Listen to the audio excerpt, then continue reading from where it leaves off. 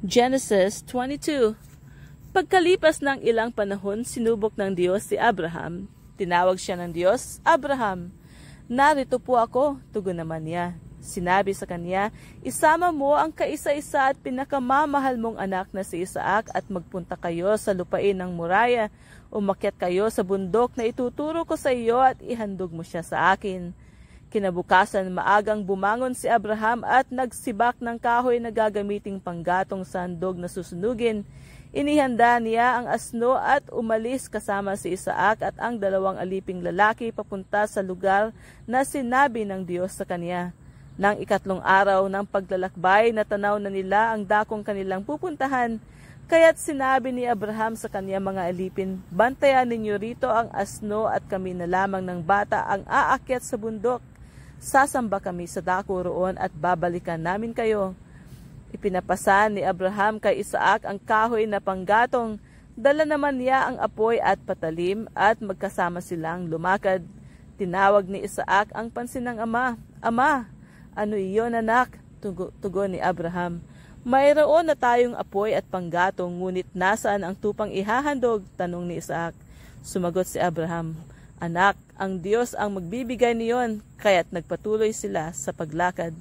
Pagsapit nila sa lugar na itinuro ng Diyos, gumawa ng altar si Abraham. Inayos niya sa ibabaw nito ang panggatong at inihiga si Isaac matapos gapusin. Nang sasaksakin na niya ang bata, tinawag siya ng anghel ni Yahweh at mula sa langit ay sinabi, Abraham, Abraham. Narito po ako, sagot ni Abraham. Sinabi ng anghel, huwag mong patayin ang bata, huwag mo siyang saktan. Natitiyak ko ngayong handa kang sumunod sa Diyos sapagkat hindi mo ipinagkait sa kanya ang kaisa-isa mong anak.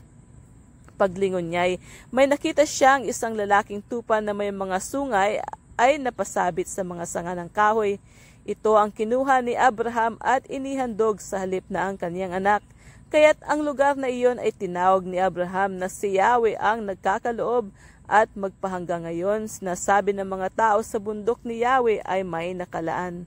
Mula sa langit nagsalitang muli kay Abraham ang anghel ni Yahweh, ako'y nangangako sa pamamagitan ng aking pangalan, Yahweh, sapagkat hindi mo ipinagkait sa akin ang kaisa-isa mong anak, pagpapalain kita, ang lahi mo'y magiging sindami ng bituin sa langit at ang buhangin ng buhangin sa dagat.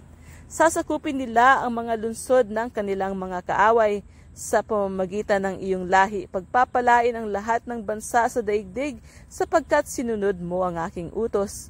Binalikan ni Abraham ang kanyang mga alipin at sama-sama silang umuwi sa Beersheba.